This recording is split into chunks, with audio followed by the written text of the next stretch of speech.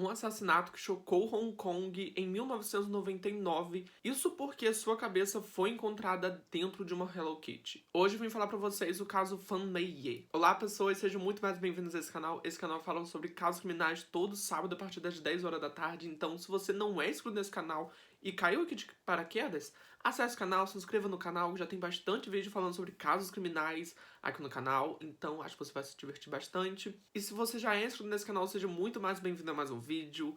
Deixe seu like, comente para caso você queira que eu traga algum caso criminal, que eu vou anotar e tentar trazer o mais rápido possível. Mas hoje eu vim falar pra vocês um dos casos, assim, bem perturbador. Eu até trouxe um caso recentemente, que foi o Junko Furuta, que, assim, é perturbador igualmente. Aquele caso lá, em comparação a esse daqui, são dois casos, assim, bem perturbadores. A diferença é que lá a gente tem mais descrições do que aconteceu durante aqueles dias, e aqui a gente não tem tanta descrição assim. A gente tem relatos, mas são muito vagos, ou seja, a gente não consegue saber o que aconteceu de fato ou não. E o que se diz ao assassinato da Hello Kitty, que ficou conhecido como assassinato da Hello Kitty, aconteceu em 1999, quando uma jovem foi sequestrada e foi morta, e sua cabeça, depois de um tempo, foi encontrada dentro de uma Hello Kitty. Ela foi sequestrada, torturada e abusada sexualmente dentro de um apartamento em um local que já era muito precário e era muito bizarro por si só. Isso aconteceu depois dela roubar uma carteira de um chefe de gangue. Exatamente. E depois de mais ou menos um mês de tortura, ela veio a falecer devido aos seus ferimentos. E logo depois o seu corpo foi parcialmente encontrado, vamos dizer assim. Mas assim, chega de enrolação, chega de blá blá blá, sem mais delongas, simbora pro vídeo de hoje. Antes de mais nada, eu estou falando sobre um caso chinês, ou seja, provavelmente eu estou errando as pronúncias dos nomes e lugares, então já peço perdão. Mas desde o momento em que Fan Mei nasceu em 1975, a sua vida não foi nada fácil. Pelo contrário, foi extremamente difícil, já que ela foi abandonada logo na infância. Ela viveu em um orfanato para meninas em Matuaie, em uma cidade chamada Koyoon. Acho que é assim que se fala, mas se não for assim também, tem um nomezinho aqui assim passando pra vocês saberem onde é que fica. Nesse orfanato tinha uma certa restrição de idade, ou seja, ela viveu lá até os 16 anos de idade, que era o limite máximo em que uma pessoa poderia ficar nesse lugar, onde ela foi mandada embora daquele lugar, começou a viver como mendiga, pedindo esmola, e logo assim ela começou a se interessar pelo mundo da droga. Porque imagina só, uma adolescente, no começo da sua adolescente, vivendo em um orfanato, sendo privada de muitas coisas, e quando é colocada pro mundo, ela não vai conhecer tantas coisas assim, e obviamente, né, ela vai vir conhecer uma coisa ou outra erradinha. Só que ela teve uma outra ideia para começar a ganhar dinheiro, além de pedir esmolas, ela também começou a se prostituir. E em 1996, aos 21 anos de idade, ela começou a trabalhar em um bordel chamado Romanceville. Ou seja, a gente já vê que por aí a vida dela não seria muito fácil. Durante essa mesma época, ela vem a conhecer o seu futuro marido, que também era viciado em drogas e também era um dos seus antigos clientes. E depois que ela veio a conhecer o seu marido, 2 anos depois, ela veio engravidar e também ganhou o seu bebê em novembro de 1998, 5 meses antes dela ser raptada. O marido de Fan era descrito por muitos dos seus vizinhos e colegas como sendo uma pessoa muito agressiva e também abusiva. Não é abusiva, tipo assim, sabe? Uma pessoa muito que ciumenta quase.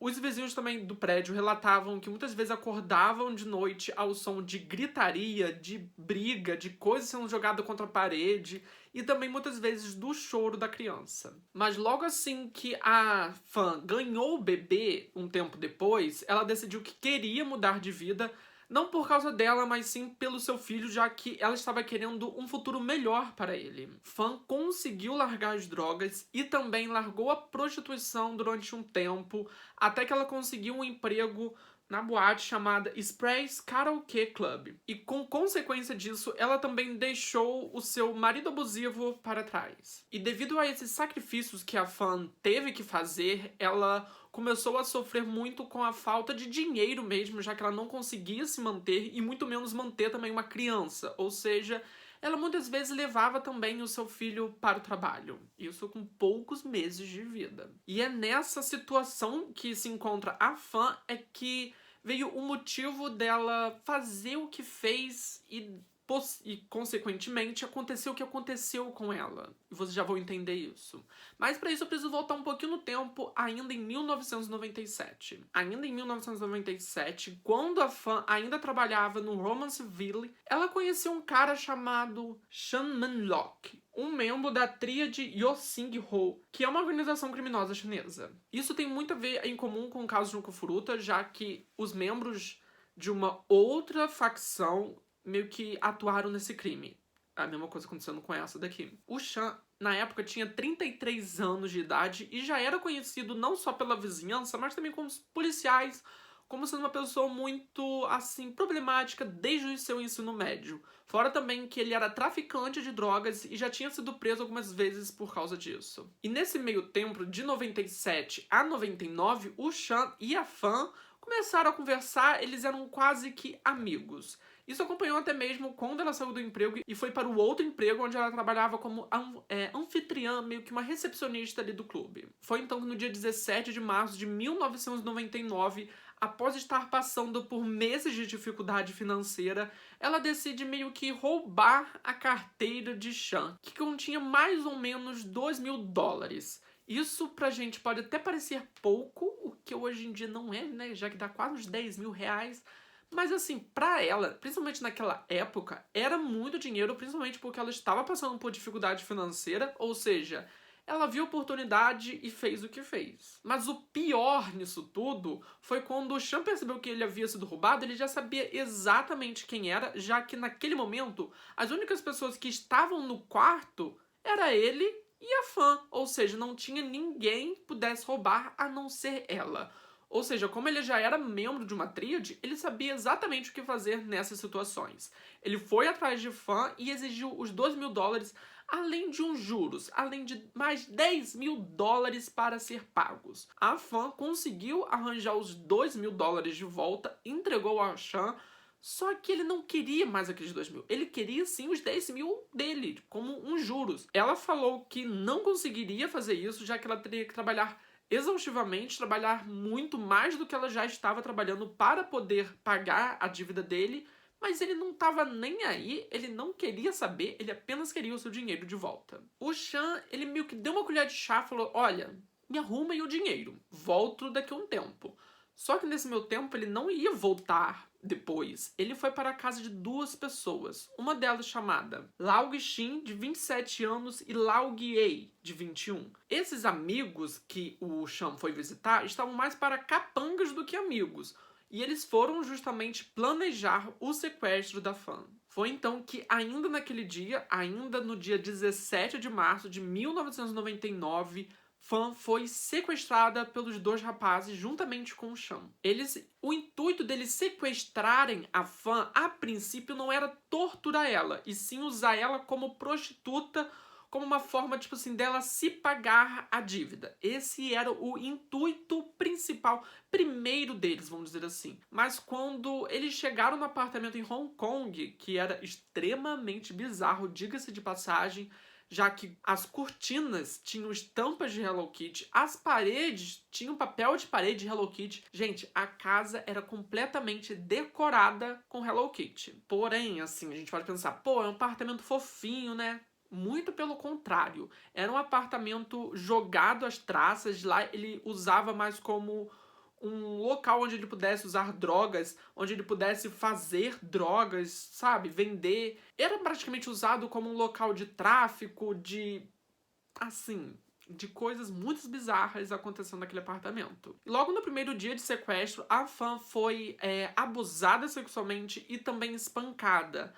E o Chan, insatisfeito ainda com os 10.000, ele decidiu quintriplicar, ele decidiu aumentar os juros em 5 vezes. Mas parecia que ele não estava insatisfeito com aquilo, ele queria mais. Não só em dinheiro, mas também em outras coisas. E é a partir daí que a tortura começa. Infelizmente, eu não consegui achar tantas informações sobre esses dias de tortura, mas em uma das fontes do acontecimento, ela foi abusada sexualmente diversas vezes. Também é dito que ela apanhou diversas vezes com barras de metal, Às vezes também ela era amarrada no teto, usada como saco de pancadas, e em dado momento a Fan chegou a ser chutada na cabeça quase ou mais de 50 vezes. Isso segundo essa fonte. E a cozinha, em específico, era quase que um meio deles arrumarem objetos para poder torturar a Fan.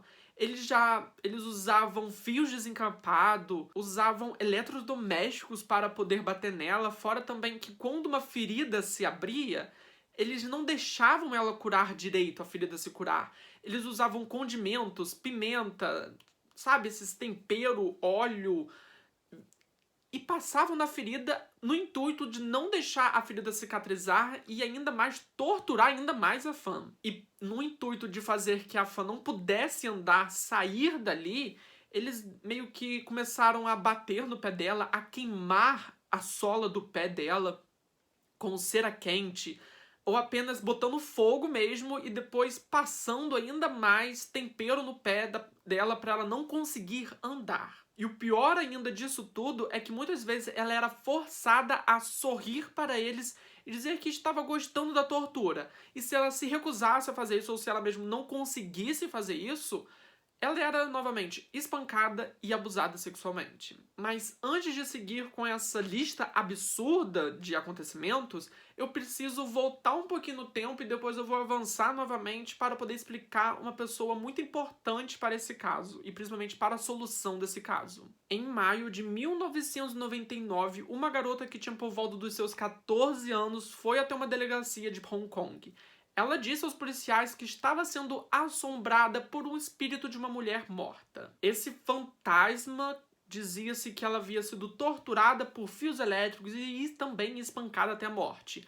Mas os policiais não deram muita bola até que teve um determinado momento que ela falou que esse fantasma, ela estava sendo atormentada por ele porque ela também ajudou a matar essa pessoa. Isso porque essa garota que tinha por volta dos seus 14 anos e também namorava o Sean, que lembrando, tinha mais de 30 anos de idade, era muitas vezes obrigada por ele a bater na Fan, ou muitas vezes ela iria bater meio que por querer, mas para saber como era a sensação de bater em alguém. E novamente, segundo essa menina, molho de pimenta era jogado nela, molho agridoce, tipo assim, no rosto.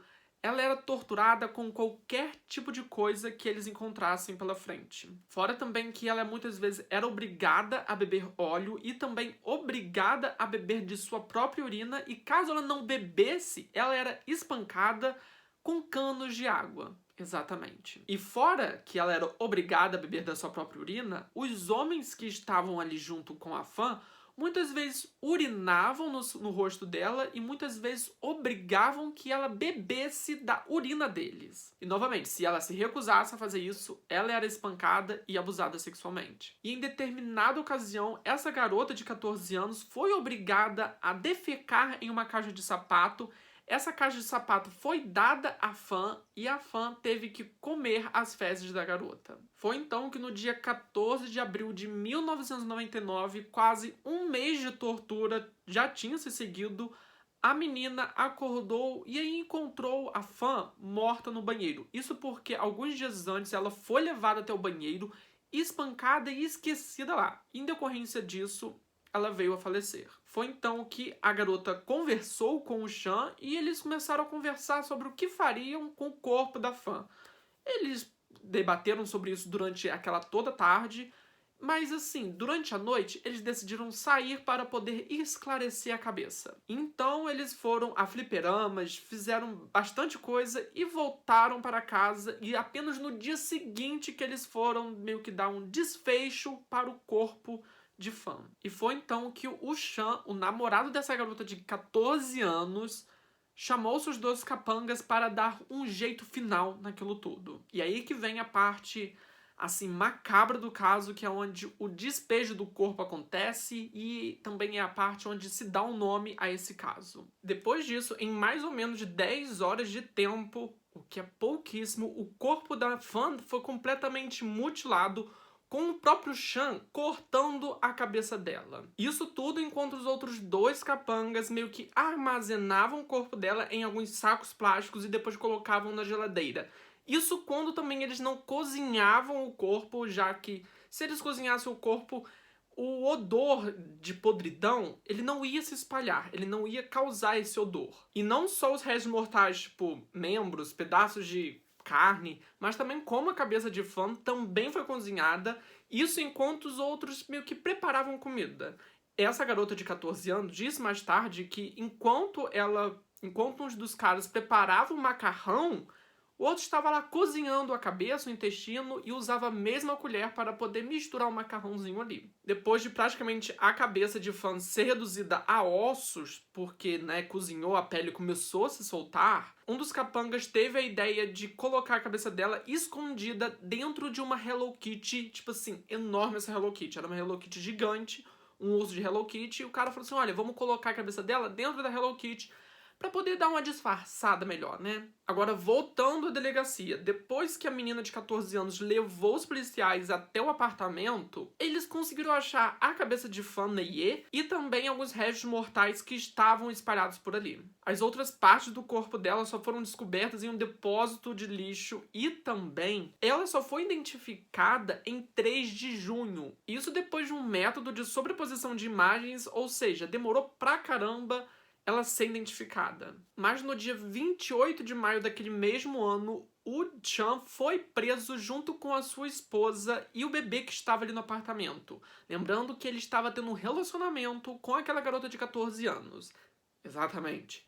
A princípio, a esposa de Chan também foi investigada para saber se ela tinha algum envolvimento no caso da morte da mulher, mas se descobriu que ela não tinha envolvimento nenhum, então ela foi liberada de qualquer acusação. É claro que a polícia tentou não colocar essa notícia a público, mas depois que a notícia acabou vazando, um dos capangas de Chan fugiu para a cidade de Guangxi. Isso antes dele ser preso em 14 de fevereiro de 2000, exatamente, apenas no ano seguinte. Isso porque ele tinha algumas certas irregularidades no seu passaporte, então eles conseguiram meio que ligar os nomes e falaram, eita, esse cara é procurado pela polícia, né? O juiz determinou que o trio deveria pegar prisão perpétua, porém eles poderiam ter uma liberdade condicional futuramente. O Chan tentou, mas essa liberdade condicional não foi dada a ele, ainda bem. Então o trio ainda permanece preso até hoje e assim eu espero que ele permaneça por muito e muito tempo. Mas então esse foi o vídeo, espero que vocês tenham gostado. E assim, é um caso macabro igual ou muito semelhante ao caso de Junko Furuta, que também é um caso, assim, muito bizarro de macabro. Acho que com certeza deve ter sido um dos casos, assim, mais assustadores que eu trouxe aqui no canal. Foi o de Junko Furuta e também dessa da Hello Kitty, que é, assim, bizarramente doideira. É assustador o que essas pessoas podem fazer por dinheiro ou por ganância. Enfim, até semana que vem para mais um caso criminal. Tchau, tchau.